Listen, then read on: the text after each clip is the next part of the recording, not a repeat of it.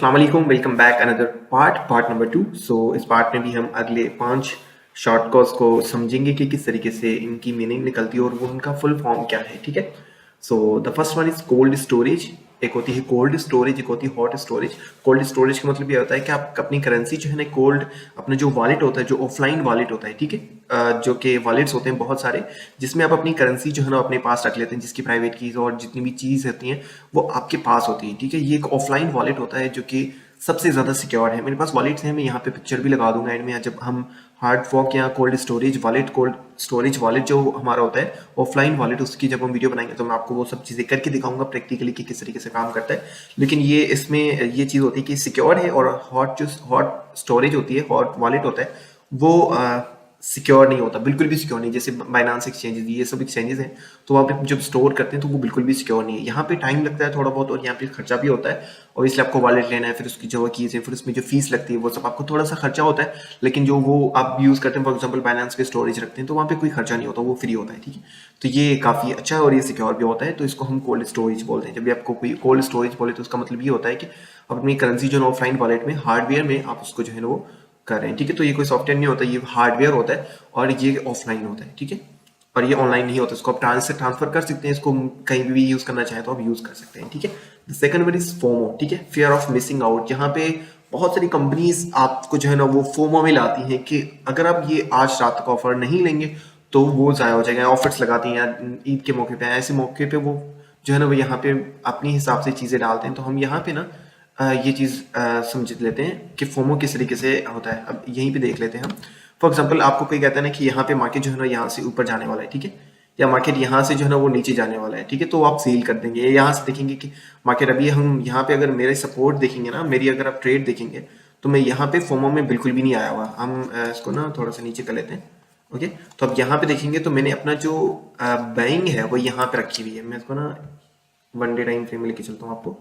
Okay, तो अब यहाँ देखेंगे, यहाँ पे अगर फोमो क्रिएट होता है ना कि मार्केट बीटीसी ऊपर जाने वाला है, देखेंगे यहाँ से ऊपर क्या है। ठीक है, तो यहाँ पे क्या होगा, लोग फोमो में आ जाएंगे। ठीक है, कि बीटीसी अभी ऊपर जाने वाले हैं, हम जो है ना वो मिस कर देंगे। बीटीसी 15,000 से 16-17 हज़ार डॉलर पे आ गया, 18,000 डॉलर पे आ गया, तो हमें यहाँ से ले लेना चाहिए।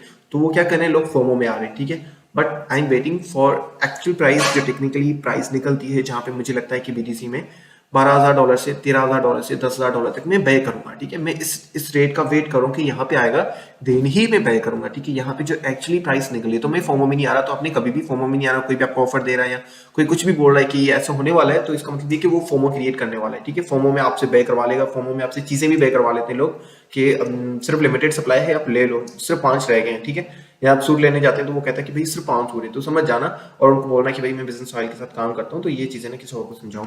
Okay, the third one is fad. ये होता है, फड का मतलब ये है कि काफी लोग एक चीज के बारे में डिस्कस कर रहे हो कि बिटकॉइन नीचे जाने वाला है, या मीडिया जो है ना उसको कवरेज दे कि क्रिप्टो मार्केट जो है ना वो उसमें ये प्रॉब्लम आ गया है, फलाने जो कंट्री उसने उसको बैन कर लिया, इस तरीके की चीजें, फड क्रिएट होता है, तो उसको हम फड बोलते हैं। ठीक है, जहाँ पे जो है ना वो काफी लोग उस चीज के बारे में डिस्कस कर रहे हो, या मीडिया जब उसको कवर करता है ना कि ये कोई चीज के बारे में, जैसे अभी बाइनांस का फड चल रहा है, तो अब लोग कह रहे हैं कि बाइनांस है वो भागने वाला है, बाइनांस के पास स्टोरेज नहीं है। जैसे FTX का हुआ था, FTX बाद में उसका बेड़ा गर्क हुआ, पहले उसका फड स्टार्ट हुआ था। ठीक है, वो भी सीजन ने स्टार्ट किया था कि भाई FTX को जो है ना वो खत्म होने वाला है, FTX अपने हिसाब से स्कैम करने वाला है, FTX ऑलरेडी का स्कैम है। तो वो फंड जब जैसे सही चल रहा था, सब कुछ सही चल रहा था, तो वो हमारे फंड्स को यूज कर रहे थे, जो आवाम का फंड उसको यूज कर रहे थे, लेकिन वो स्कैम नहीं कर रहे थे, वो सिर्फ फंड यूज कर रहे थे, फंड यूज कर रहे थे।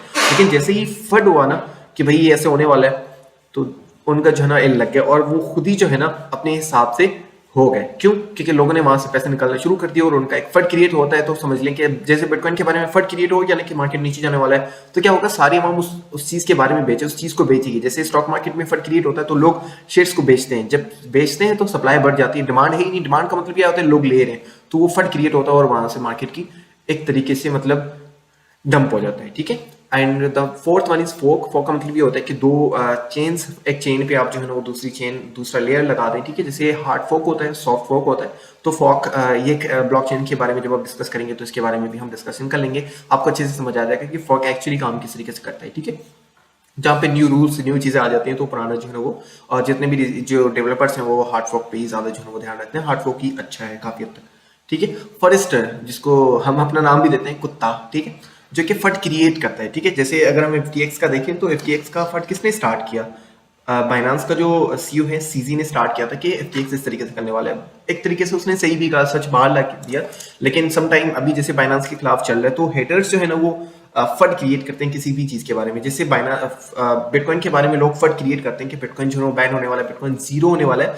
अभी क्या चल रहा है, अभी फटिस्टर जो है वो बहुत ज्यादा है मार्केट के अंदर, जो बिटकॉइन को जो है ना वो हेट करते हैं, जो सीक्रेटली ये सब चीजें करते हैं, ठीक है, जो स्टॉक मार्केट पे ज्यादा बिलीव रखते हैं या बाकी चीजों पे रखते हैं। मेरा क्या है, मैं सारी मार्केट्स पे जो है ना वो ध्यान रखता हूँ। मुझे पैसा चाहिए तो वो फॉरेक्स से आए, क्रिप्टो से आए, कहीं से भी आए, मुझे पैसा आना चाहिए। मुझे किसी से प्यार नहीं है, ठीक है। हम पैसे कमाने आए तो वो चीज नहीं होनी चाहिए। लेकिन जो हेटर्स हो वो फडिस्टर हो जाते हैं, ठीक है, वो फड क्रिएट करते हैं। जो बिग वेव्स होती हैं वो जिनकी मिलियंस ऑफ सब्सक्राइबर्स हैं, मिलियंस ऑफ फॉलोअर्स हैं, वो फडिस्टर बन जाते हैं और वो इन्हीं चीजों का यूज करके तो मार्केट से पैसा भी बनाते हैं, ठीक है। वो फॉर एग्जांपल मैं और कुछ लोग मिलके जिनके जो मिलियंस सब्सक्राइबर्स हैं या फॉलोअर्स हैं, तो हम मिलके फंड क्रिएट करें कि भाई बिटकॉइन नीचे जाने वाला है, ठीक है, और वहां से हम अपनी शॉर्ट पोजीशन ओपन कर लें। तो वैसे लोग पैसे कमाते हैं बहुत ज्यादा।